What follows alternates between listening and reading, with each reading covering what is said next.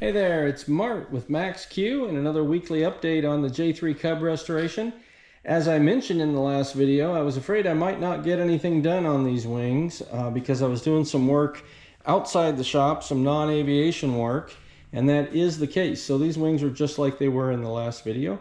But hey, that's not a problem because we're gonna flip the script.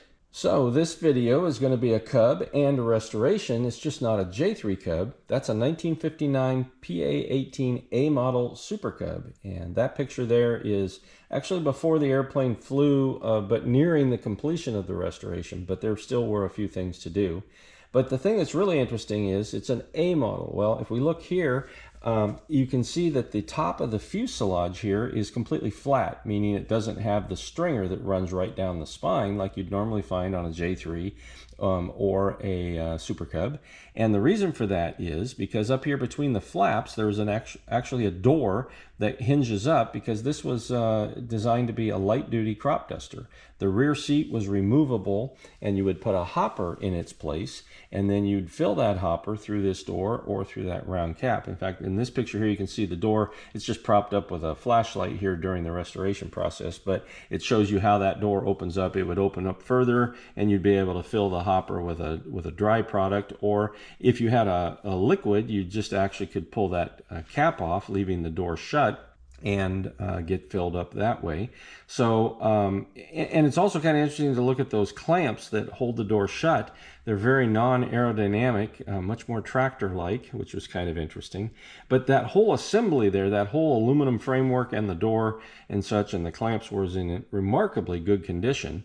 In fact, the airplane only had 2,000 hours on it total time, but it had been used some as a crop duster. You could tell by some of the smells in the airplane.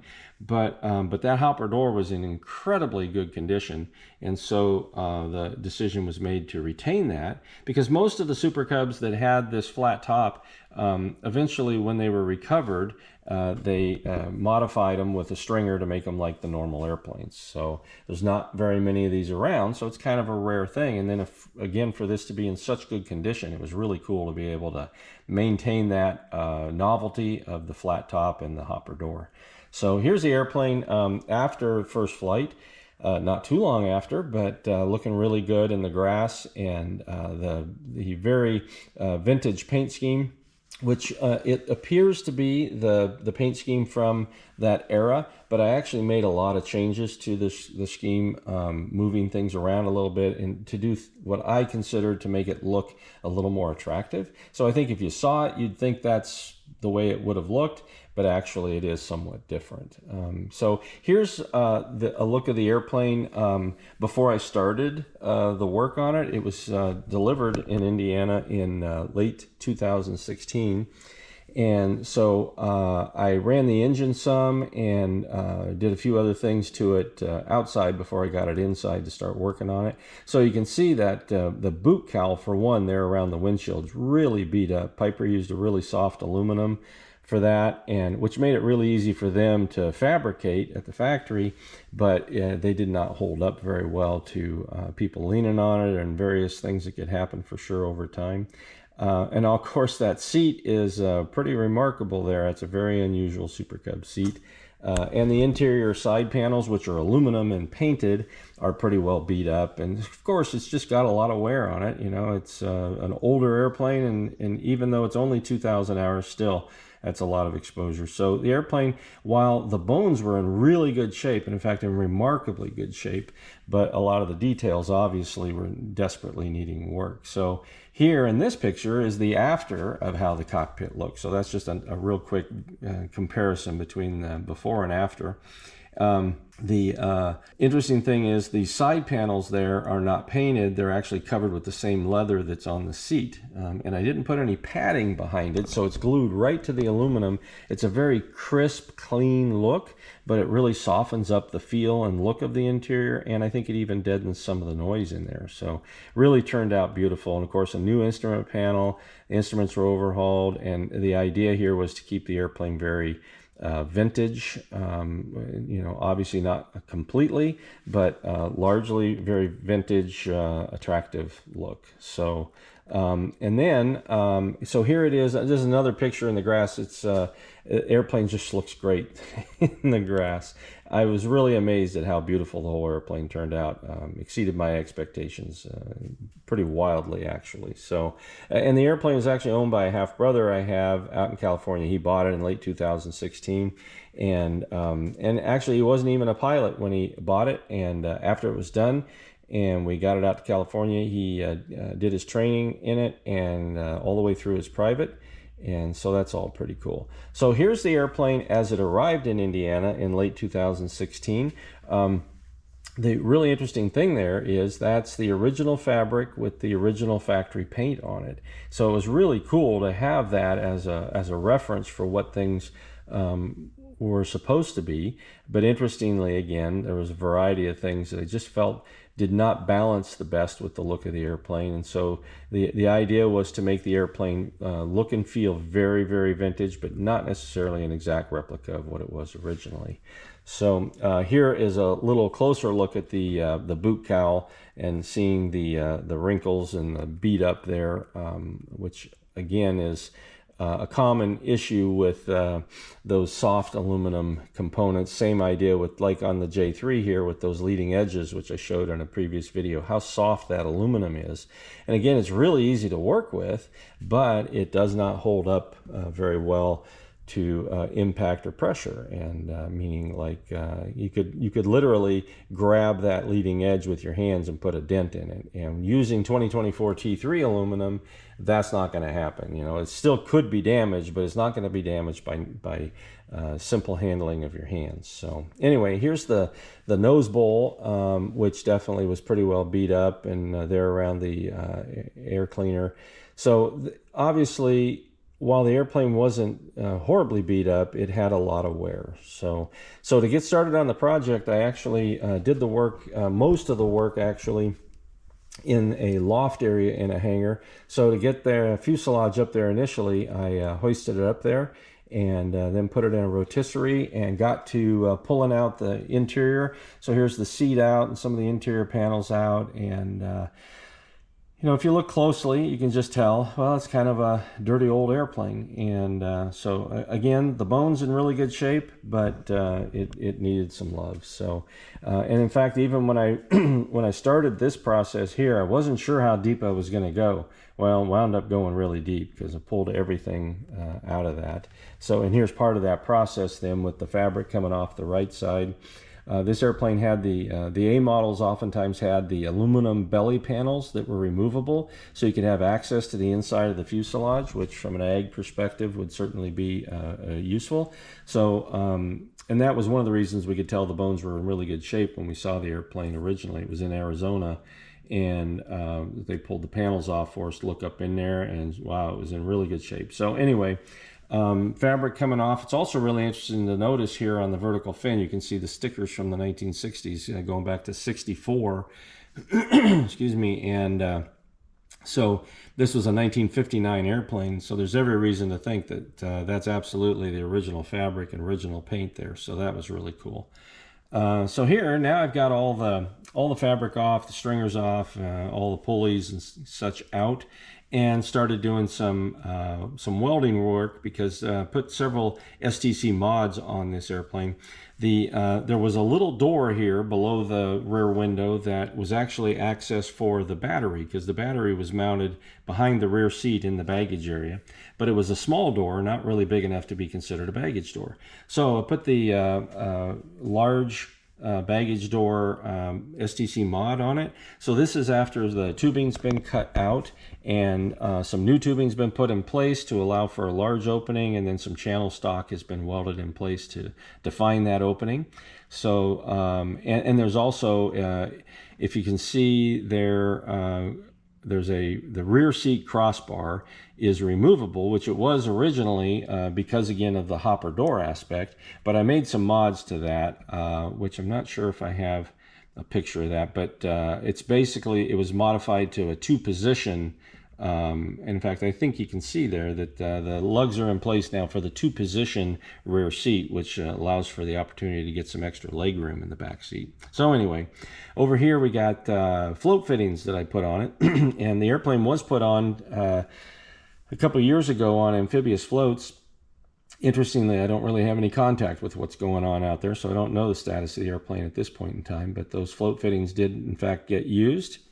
So here's the fuselage then, all sandblasted after the welding projects were done, like the X-brace that goes over where the skylight would be overhead in the cockpit. That was another mod put on to strengthen the fuselage. Normally there's just the one diagonal that goes from one front spar attach fitting to the opposite side rear attach, but that X-brace then goes the other direction as well, so it really strengthens up that whole structure there. So anyway, and then over here now we've got the fuselage is primed, and I'm also test fitting the firewall, which is a Clyde Smith Super Cub firewall, and with the flange on it, so that meant that I was going to be able to fairly easily, quote unquote easily, fabricate a new boot cowl and then utilize that flange as a mounting area. So and here now the fabric is coming off the wings, and that was again the original cotton fabric, and again, because of the relatively low hours, and it's been a lot of time in South Dakota and in Arizona, so the weather conditions were really good for preserving a lot of the airframe. So the condition was remarkably good, and that was nice. In fact, and the compression struts on the later Piper airplanes are aluminum, so there was no rust on the compression struts, of course, to deal with there. So I did not pull all those components out like I have on the J3 here. So again, that wing was in really good shape.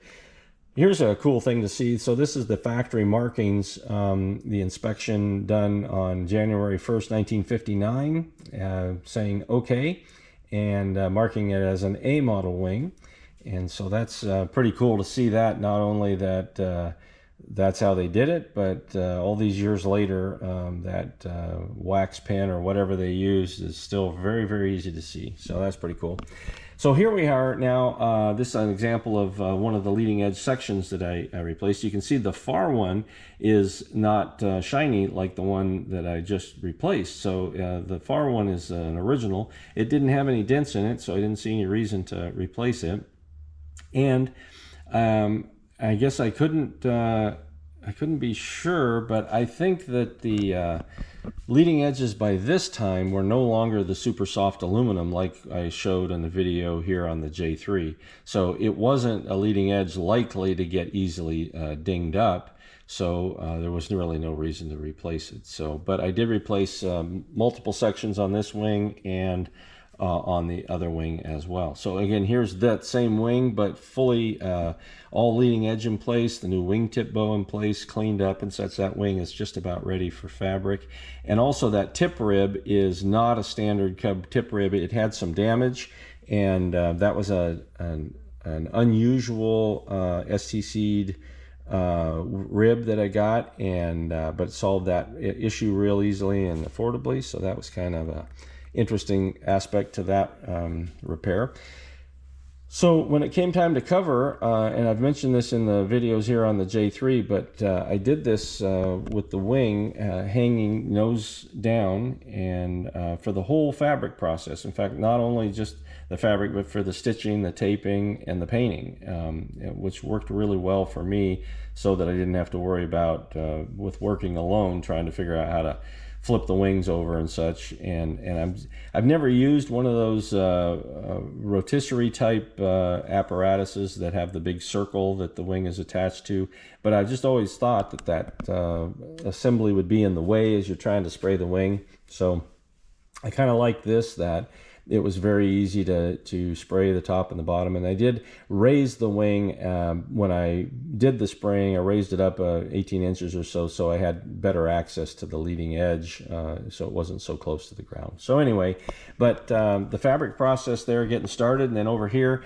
we can see getting more of the fabric in place, clamping it and getting things figured out. You can see the second wing is behind it, and then behind that is the fuselage. This workspace was quite small. So the shop I have now for this J-3, while it's still a fairly small space, it's significantly larger than what I had originally. And as it turns out, I sprayed those wings in exactly in that situation right there in that same space. So I didn't have a dedicated spray area.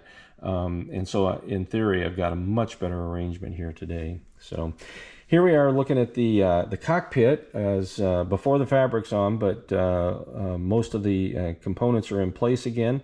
The new floorboards that I made and stained up and put a nice clear coat on, and that side panel, that's the first piece that got the leather overlay on it. And in fact, if you look, there's a weird bump to the left side of that red interior side panel, and that's actually part of the removable aspects of the rear seat. There were some lugs on the side, and I decided to leave the lug there because it was an original component, but it created an interesting little bump that you don't really notice it once the airplane's all together and such so much, but I just thought that was kind of interesting.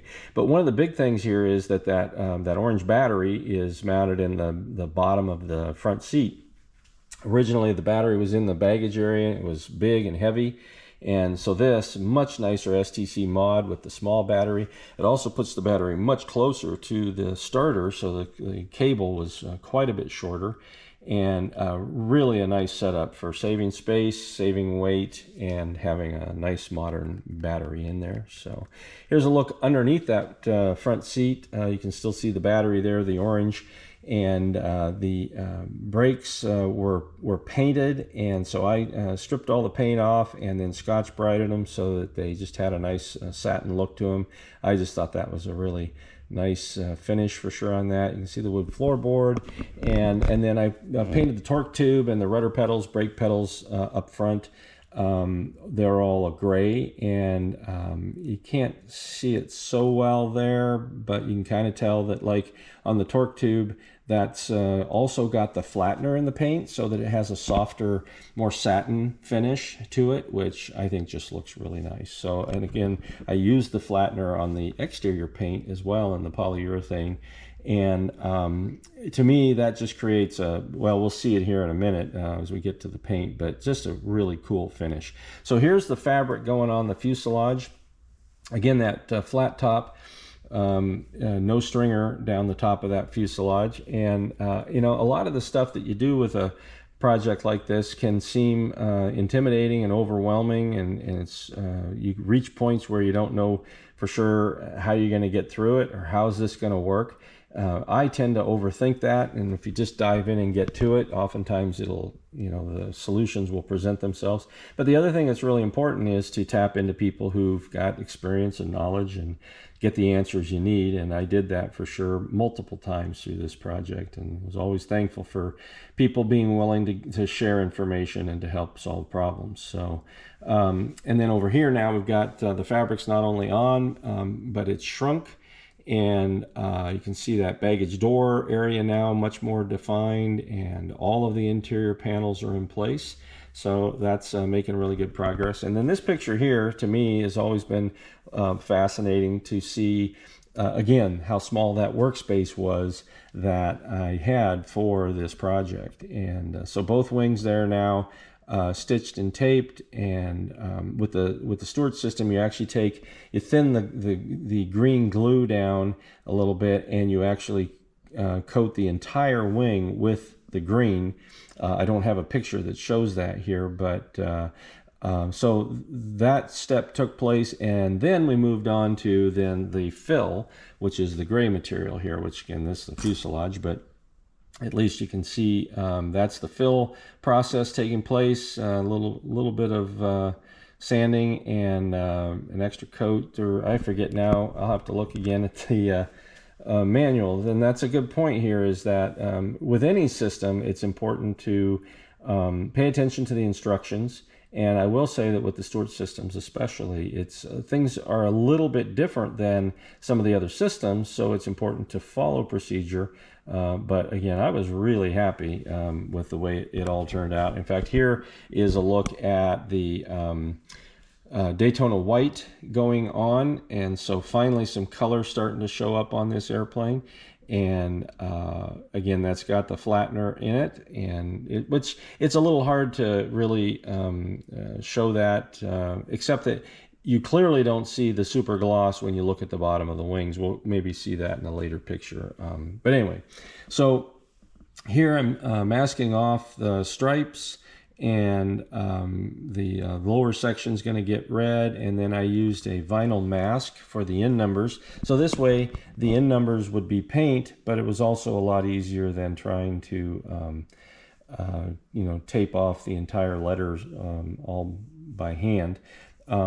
The other thing that's kind of interesting is, well, I'll explain that here in just a minute. So anyway, here spraying the red on, which it was exciting for sure, because, you know, some color, but it still looks a little bit on the messy side because everything is masked off and such. So then that's where it gets really exciting, when you pull all that off and you see this.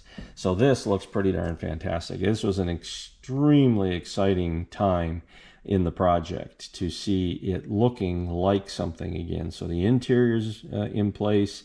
And this exterior is really coming along. It's also really interesting to note that while I was spraying the red, the first coat of red on the fuselage, the air compressor was down on the main floor in this hangar. And I remember it was in the evening when I was spraying, and somehow the electric motor on the compressor caught fire and the compressor stopped.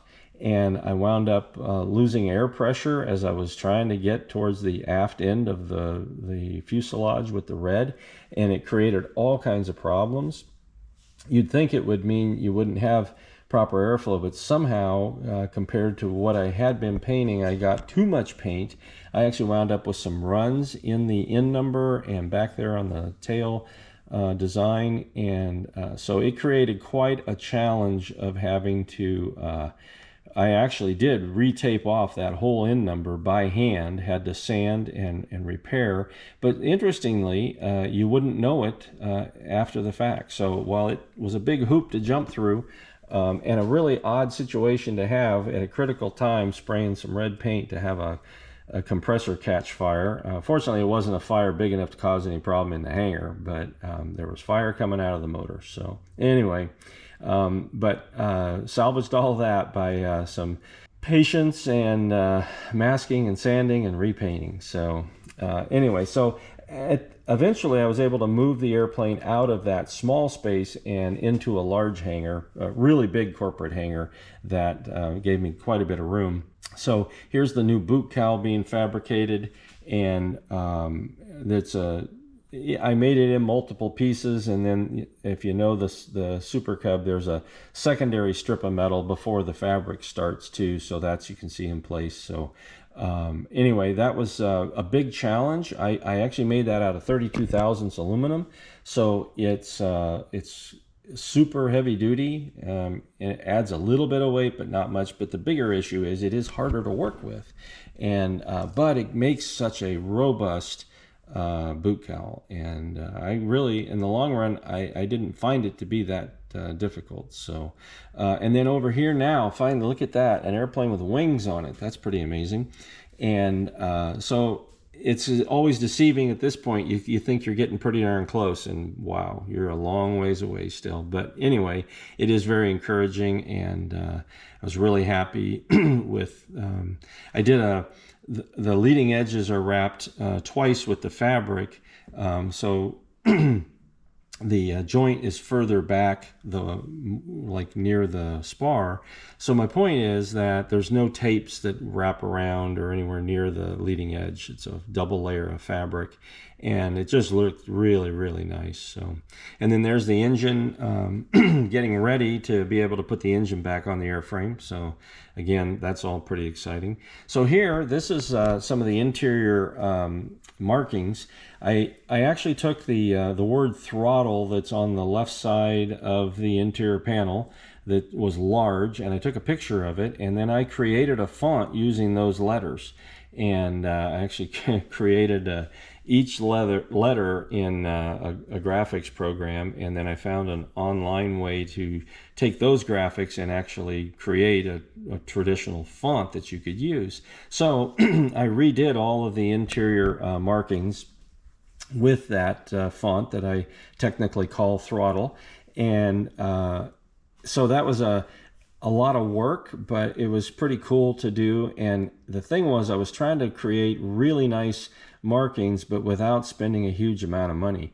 So as it turned out, it's a process that's actually printed. These letters are printed on a clear satin vinyl, and then they would cut the letters out. So there's a little bit of a halo around the letters, which isn't exactly optimal, but it was so much cheaper than a really fancy method. And then I sprayed flat black paint on all the panels, put the letters on, and then I put an epoxy matte coating over that to encapsulate the letters and to keep the gloss from being an issue. Because again, as you probably figured out, I'm not a fan of super glossy surfaces typically. So this was a really nice low glare, beautiful look. And as you might expect, just that little panel I'm holding in my hand was a tremendous amount of work, but I was sure happy with the way it turned out. So here's the instrument panel then with the instruments that have been overhauled. And one of the things I did there was instead of, well, they redid the faces, but I didn't want the modern white that is typically used on instruments. It's really harsh and doesn't look very vintage. So I had them use a slightly off-white white for those instruments. So to me, they don't look old and yellowed, but they also don't look like modern, brand new. So I just was really happy with that look. And the whole point, again, was to keep as much of a vintage look to this panel and simply go with a handheld mounted there to the left. Anyway, I think it all worked out really, really well. Here's the engine finally back on, and more componentry going back in place. And then I finally did move to a third hangar, which was also fairly sizable, though it worked out really, really well as the airplane's finally starting to get closer.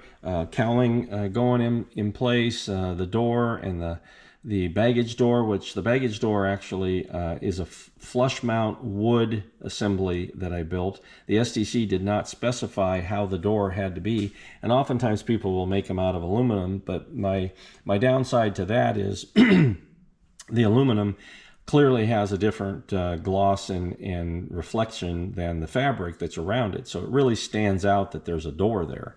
So my thought was, well, I'd build the door using spruce and aircraft plywood and then cover it in fabric. And then that way, once it's painted, it completely matches the area around it. And that really did work out quite well. And we'll see that here maybe in a minute. So, but anyway, the airplane was really starting to take shape. And then here, getting some tail surfaces on, although I still needed to paint the rudder. Oftentimes you wouldn't do this staggered method of a lot of things being painted without the other parts being painted, but this was just the way I kind of had to do it. And but you can see also, again, that hopper door there between the flaps. And then over here, look at this. This is almost looking like an airplane now. I've got the cowling painted, the door, the baggage door. You can see that the baggage door kind of just disappears, like you hardly even know it's there. And that was certainly the point. The other thing I was going to say about the end numbers, so this being a vintage airplane, it could have had the 2-inch end numbers on it. Of course, it had 12-inch end numbers on it, but the way it was originally, they were kind of overwhelming on the side of the airplane. So what I did was, I actually made those letters when I had that vinyl mask made. I made them at 10.5 inches. So I don't think you'd ever think those aren't 12-inch letters, but to me, they kind of lean and lighten up the aft fuselage by not being so overwhelmed by the end numbers themselves. So I thought that was kind of a clever idea. But anyway, and so here we are back to that picture before the airplane flew. And I had rolled it out in the sunshine and was pretty much wowed by the way the airplane looked. Again, I exceeded my expectations on this project, and was thankful for that, but really did not expect for the airplane to turn out looking quite this nice. So then back inside to do weight and balance, and the airplane came out, if I remember right, it was 1108 was the empty weight, which was pretty nice, especially considering that it still had a heavy starter and generator on it, and those things actually did get replaced down the road with modern lightweights, so it got even lighter. Also, I didn't mention earlier, but this airplane has the Whip Air 2,000-pound gross weight upgrade kit on it. So there's some modifications in the wing, one tiny little modification in the cockpit, and then it's got the heavier tail wheel springs on it and such. So that airplane had a, if I remember right, 892-pound useful load once it got completed. So that's pretty darn awesome. So here's me with the airplane after the first flight. So obviously that's a pretty amazing feeling. To do all that work and then have it work like it should. That's pretty awesome. So, and then a picture here of it in the air, looking like a real airplane. And so that was an amazing project. Again, that it kind of boggles my mind that I made it through that whole process and it turned out as well as it did. And then actually I flew the airplane up to Oshkosh because this was July. The first flight was towards the end of May, but really the airplane was fully in position early July, and so the timing was really good then to fly it up to Oshkosh. And I actually, my half-brother flew into Madison on the airlines, and I picked him up then in Madison, Wisconsin, and he rode with me into, because again, he wasn't a pilot at that time, so he rode into Oshkosh in his newly restored airplane with me. And so that was an adventure and a half for sure. And then we spent the week there. And then the airplane completely surprised me that it won a Bronze Lindy for its class, and which was pretty darn fantastic. So real thrill there for somebody who's been to almost every Oshkosh since 1970 and lived around aviation and done a lot of things and had a lot of experiences, but never imagining that I'd actually have an airplane that could be an award winner that I did the work on. So it's a real thrill, an amazing opportunity, and really thankful for the way that all turned out. And then the EAA wanted to do an article then for Vintage Airplane, and so this was the award was on Saturday in that picture there with the Lindy on the cowl, and then Sunday was the day we were going to leave, but they wanted to do a photo shoot. So here's one of the pictures from the article in the Vintage Airplane and from the photo shoot that we did Sunday morning. So we actually had the airplane fully loaded up for the trip to California. So it's full of fuel and all the camping gear and such is in the back, and both of us in the airplane. And so we did the photo shoot, which was an amazing, awesome experience. And the article was in the May-June 2019 Vintage Airplane.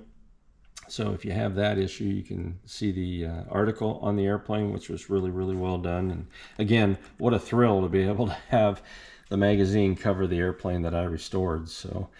And then back to this picture sitting in the grass. Such a beautiful airplane. It's a nice workhorse. Obviously it's a Cub at heart, but more of a workhorse than what a J-3 Cub would be for sure. But a beautiful airplane at the same time. So And I'm really glad we were able to retain that A model flat top with the hopper door and such as a novelty and a nod to the past and such. So anyway, so this is a very similar process and experience that I hope the J3 restoration here is going to be. And just have a little nicer facility. And of course, this airplane's simpler without an electrical system and no flaps and such. And then the other thing that is a little bit different about this one is that I'm going to cover and paint the airplane, but I'm actually not going to put the engine back on and such. So I may participate in all that process back over in Ohio, but my predominant process here is to get through fabric and paint so the airplane then can be reassembled and such. So anyway, I thought this was going to be a short video. Turns out this one's longer. Hope I didn't bore you and such, but it's pretty cool seeing, you know, and I wish I had video of the Super Cub when I was restoring it. I don't, but at least I have these images, and it does, it gives a nice historical aspect to the process it took to take that 1959 A model Super Cub and turn it into a fresh, beautiful airplane ready to spend a lot of time in the air. So again, thanks for watching, and we'll be back to the J3 updates next week as I get more work finally going on these wings, and it won't be too long before we're going to get some fabric work started. So anyway, thanks again. We'll see you later.